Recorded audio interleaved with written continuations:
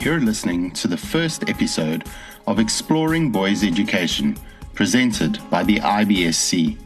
We hope that this will be the first of many hosted conversations about boys' education. The IBSC recently released a statement available on our website in support of boys and boys' schools because recent publicized events globally have raised questions about the effectiveness of boys' schools teaching moral conduct, especially respect for women. In the conversation that follows, Ms. Sherry Rusher, who is the Dean of Faculty at Albans School in Washington, D.C., and an IBSC board member, speaks with clinical psychologist, author, speaker, and educational consultant Dr. Adam Cox about the positive role boys' schools play in the life of boys. Dr. Cox's latest work, Cracking the Boy Code, provides detailed strategies for connecting with boys from preschool to college. It is a helpful guide to the psychology of boys, providing critical guidance on boys' social and emotional priorities.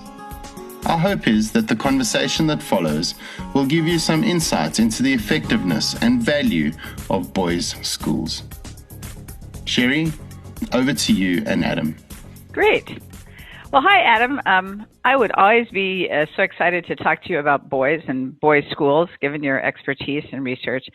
But this conversation has a particular urgency, given this gender reckoning that has begun over the last year or so. So might we begin just talking about how boys' schools fit into this moment? It's a very important moment for boys' schools, and I think it's an important moment for boys themselves. And I think that's what we should remember, is that, you know, the lives of boys and how they're shaped is the ultimate the ultimate result that we're looking for. And so I think that there are times in the life of groups and organizations where it might be appropriate to think of a paradigm shift taking place. And I think that some of that is happening right now, and it may be in response to some more kind of popular ideas about what boys' schools or even boyhood represents, and the need to grapple with some of those myths and present, in some cases, an alternative narrative about what it is that boys' schools are actually accomplishing and what's taking place in boyhood as well. So, in my view, Sherry, one of the main things is to help people understand that what is happening in boys' schools is not this more kind of regressive idea that we sometimes hear about, which is kind of like what I would call a bubble culture, that boys are living inside this bubble and that they're encouraged to stay inside this bubble, because I don't think that's in fact what is going on. I think that something very different is going on, but we need to demonstrate that. Absolutely. So I think one of the biggest challenges here, boys are feeling understandably under attack. They're certainly under scrutiny right now, and yet it's a time when we most want to engage them in conversation. So what are the most effective ways for boys and for us as people who work with boys to help them learn about healthy relationships and positive leadership and good citizenship, and be able to engage in talk to each other, talk to girls, talk to women, talk to adults? I think that the path to all of those things is the path through authenticity, because if we try to teach these kinds of moral values without giving boys an opportunity to discover, their own authentic voice and to be free in their thinking and to express their ideas, then we're putting the cart before the horse. It's just not going to work. So, and they know that. They always have a sense when there's something that is being kind of, applied to them without their permission or without a sense that they have some role, some voice in how it's going to take shape. And so if we find a way to give boys a chance to be more authentic in their personal expression, in their ideas, in setting their priorities, all of those other things will come in line in a much more natural way. And how does one, you've been in a lot of boys' schools, what are effective boys' schools doing, either programmatically through setting up structure of the school, through setting up the ways in which the day moves for boys. Where do you see the effective, so you talked about allowing them freedom, allowing them voice, allowing them the ability to have this sense of self-control and control of their environment. How do the good schools set that up? Well, one of the most important things, and this is interesting because it has a kind of corollary in the challenges that boys face developing social skills. So, for example, when you're working with boys who feel a kind of social paralysis and they never know what to say, and they're often very self-conscious about wanting to be the smartest person in the group or someone who's very witty, one of the things that I try to teach them is the importance of asking questions. Because when you ask questions, you draw other people closer to you. It makes people feel safe and feel connected with you. So learning to ask questions is one of the best ways for boys to feel more socially accomplished, to build a bigger social network, whatever it is that they are hoping to do. And I think the same thing applies in our relationship with boys and helping them to find their own sense of their authentic selves, is that we sometimes need to do less kind of talking and more kind of asking. We need to give them a forum where they can express themselves, and we need to ask lots of questions that are posed in a non-judgmental way so that they really can explore what it is that they're thinking and how that thinking has developed, and they can hear from other kids. I think sometimes the most powerful pushback or the most powerful, effect in modeling or shaping kids' perspectives is the feedback of their peers, of course. So I think posing some important questions and giving them a chance to really talk about those things is critical. I think that's more critical than things that we might do structurally or, naming a program or something like that. I think having some genuine forum for exchange is the main thing. Mm-hmm. No, that absolutely makes sense. And I think the boys have the sense, a strong sense that maybe they aren't being heard or they're being judged without being heard. And so I like that idea of simply pulling them into engaging in conversation about what they're thinking, what's going on.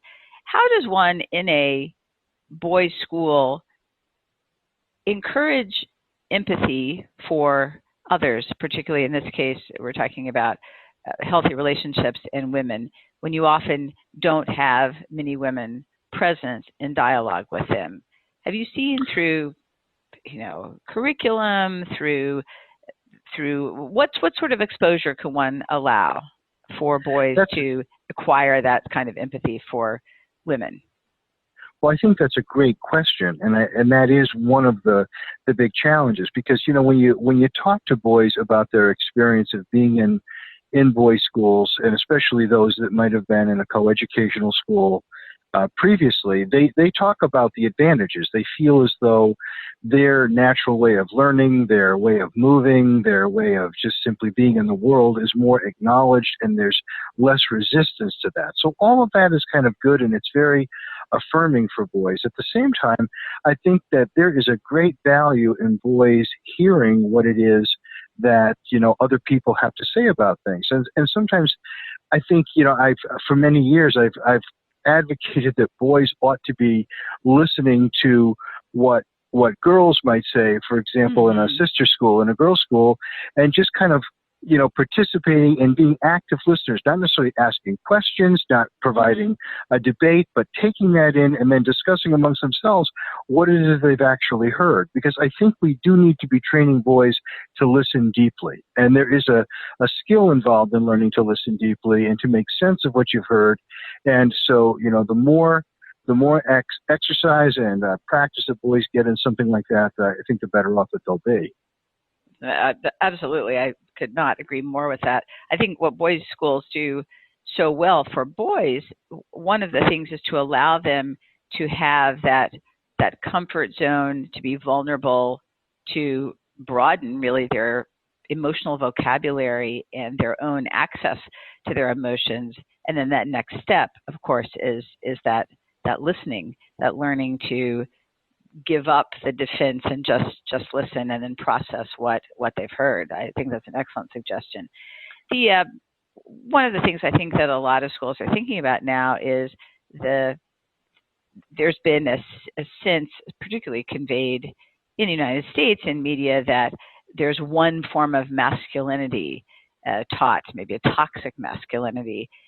And how does one do best at accessing in a boys' school and then showing beyond the fact that many masculinities, many ways of being a man is maybe a better way to express that, are discussed, are portrayed in boys' schools?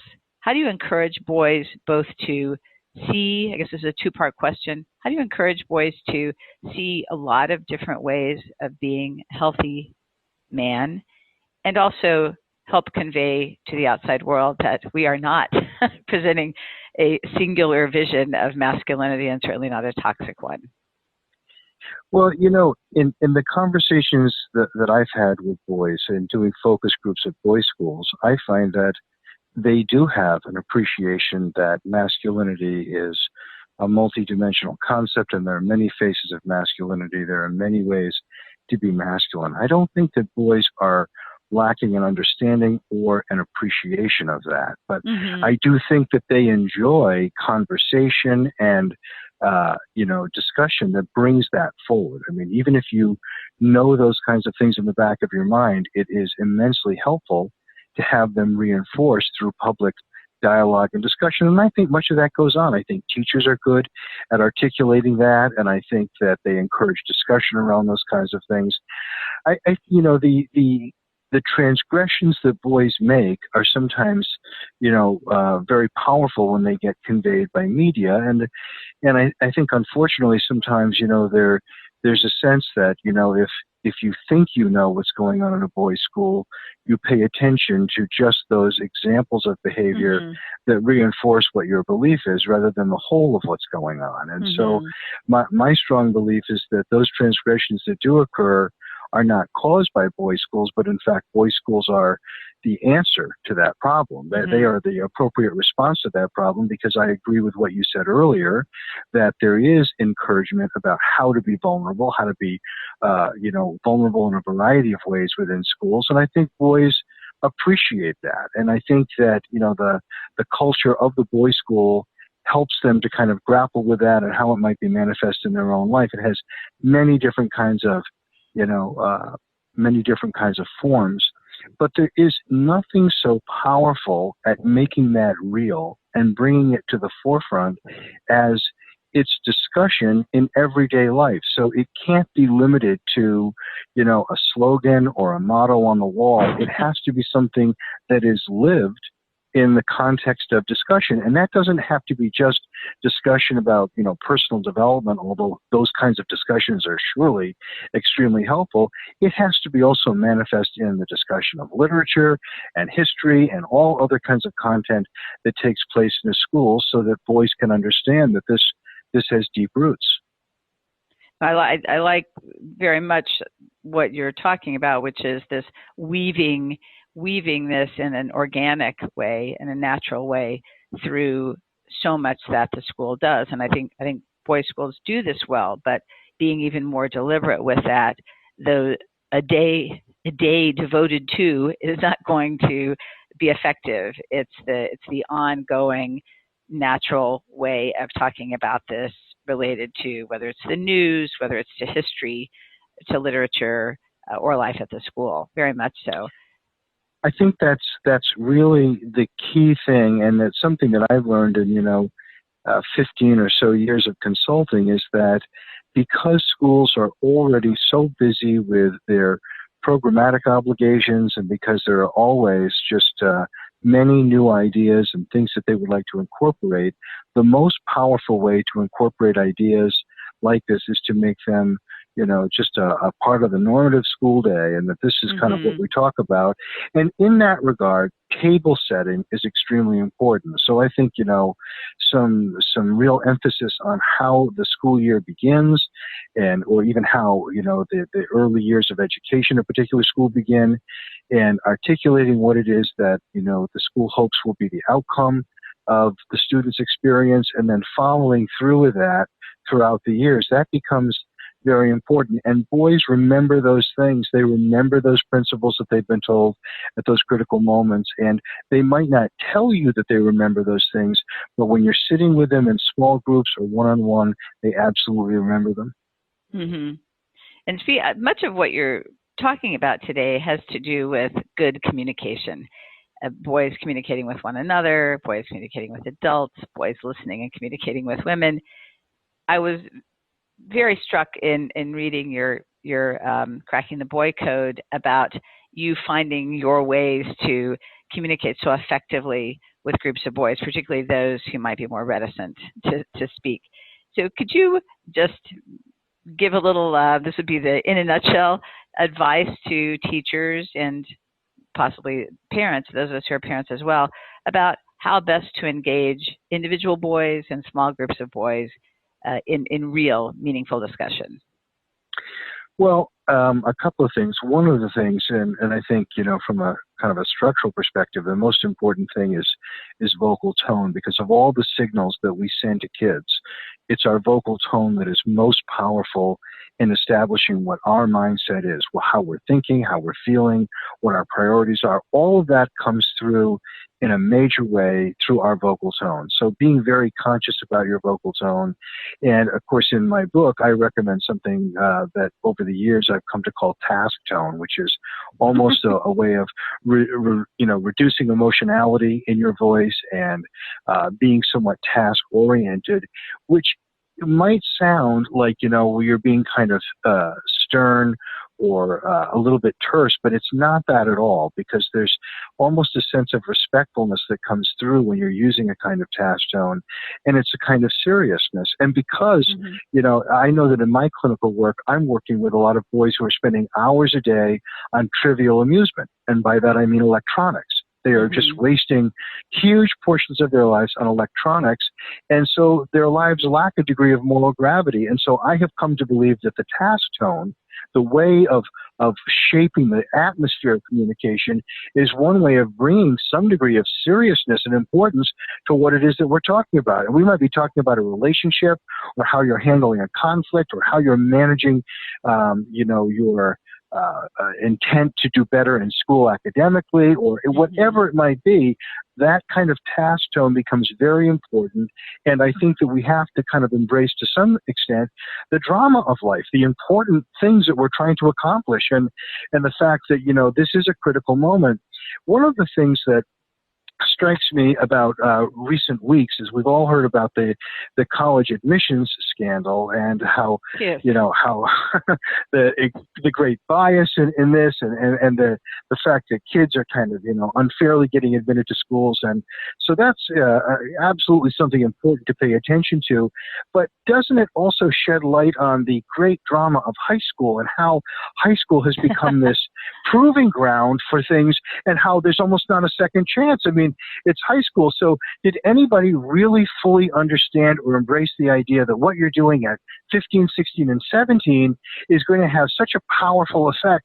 And it's so important that some people are willing to bribe coaches $500,000 to get into school. So, I mean, it almost borders on the absurd. But if that's true, if high school is really that important, then shouldn't we be talking about the most important things at those years in life? And I think that we should. I think that we've left out some of the moral gravity that should be coming into kids' lives during those adolescent years, that makes it so it's so important. For years, I have been writing about how kids find a sense of purpose, or historically have found a sense of purpose during adolescence.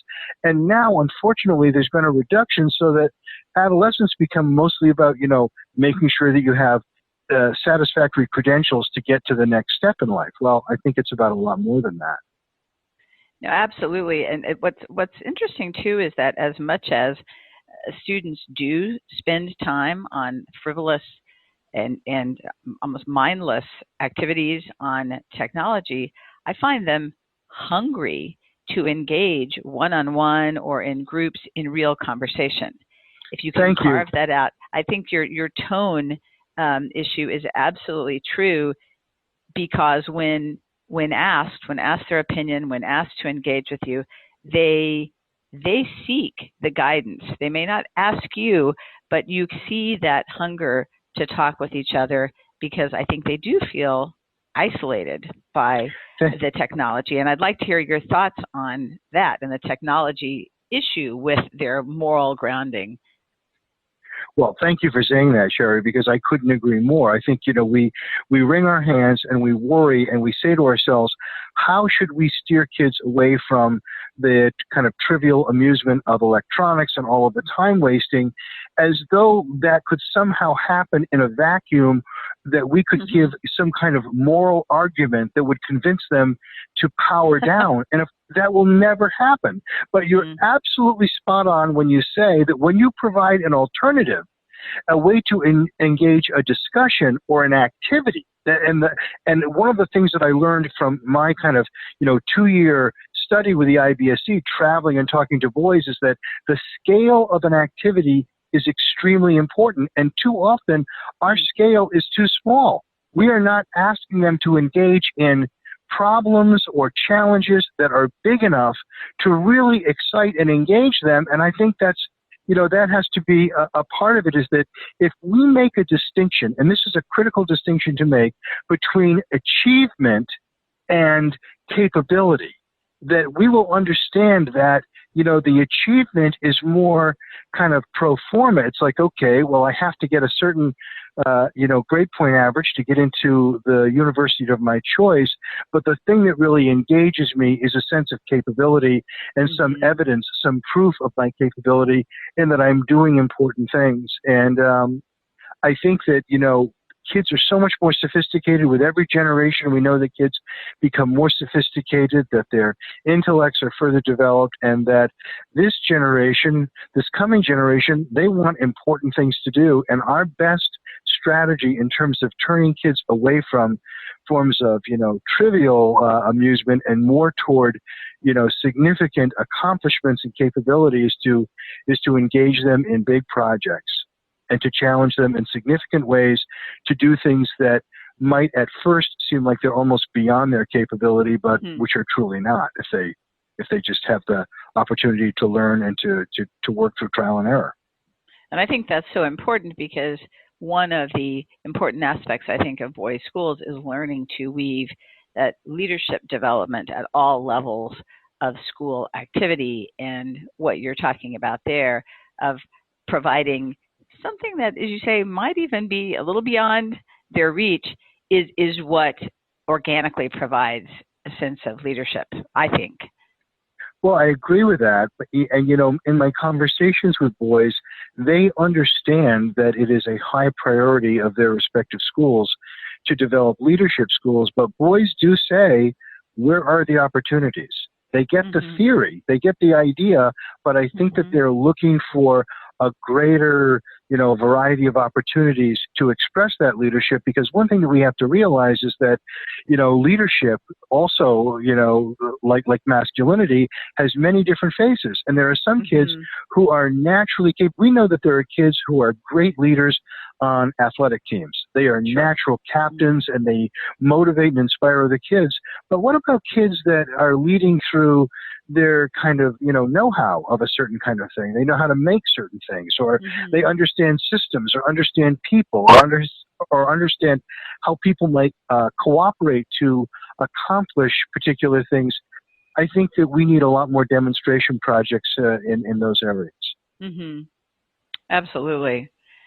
Well, Adam, you have me even more excited about hearing what you will talk just about in Montreal. I think this is just such a timely topic, talking about boys' schools and where we are and where we can be. So I really appreciate this chance to talk with you, and look forward to hearing you in Montreal. Well, it was an absolute pleasure to talk with you as well, and I can't wait to see people in Montreal. And I know these conferences are always terrifically dynamic places. There's a lot of exchange of ideas, a lot of research being exchanged, so looking forward to it. What an incredible conversation. Thank you to you both for framing these issues so well. Thank you to Sherry for helping to set this conversation up and being such a wonderful host. Dr. Adam Cox, thank you so much for being willing to share with us. It has only whet our appetite for your opening plenary session later this year at our annual conference in Montreal. If you haven't registered yet for the annual conference, make sure to do so on the IBSC website. Remember, the IBSC connects dedicated educators worldwide to discover the best learning practices for boys. Members join a coalition of professionals who are committed to advancing schools and the learning experience for boys. Please visit our website for more, www.theibsc.org. Until our next conversation, from me, Bruce Collins, and Exploring Boys Education, goodbye.